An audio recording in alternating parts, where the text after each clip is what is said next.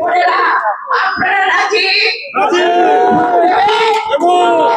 অন্যকে ভোট দেওয়ার জন্য এখানে যুবদল, আমার ছাত্রদল আছে, তরুণ ভোটারদেরকে, মা বোনেরা যেমন আছে, এই তরুণ ভোটাররাও আজকে অনেক, তারা ইতিহাস জানে না, তাদেরকে বলতে হবে, তাদেরকে উৎসাহিত করতে হবে ধানের ভোট সে ভোট দেওয়ার জন্য, এবং সেই কাজে আজকে আমাদের শক্তি হয়ে আপনারা কাজ করবেন।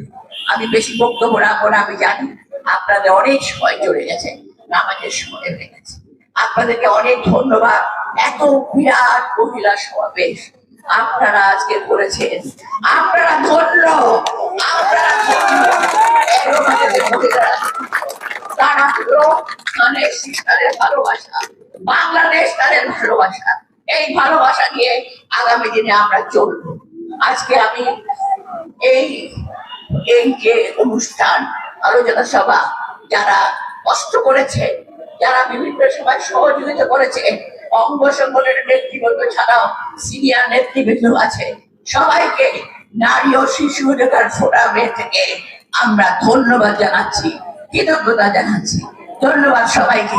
আবার আপনার সাথে দেখা হবে ধানের শিশু বিজয়ের পরে ইনশাআল্লাহ। আল্লাহ হাফেজ। বাংলাদেশ জিন্দাবাদ, বেগম জিন্দাবাদ, শহীদ জওহর হোক, তারেক রহমান জিন্দাবাদ। আমি সরকার দিব আপনারা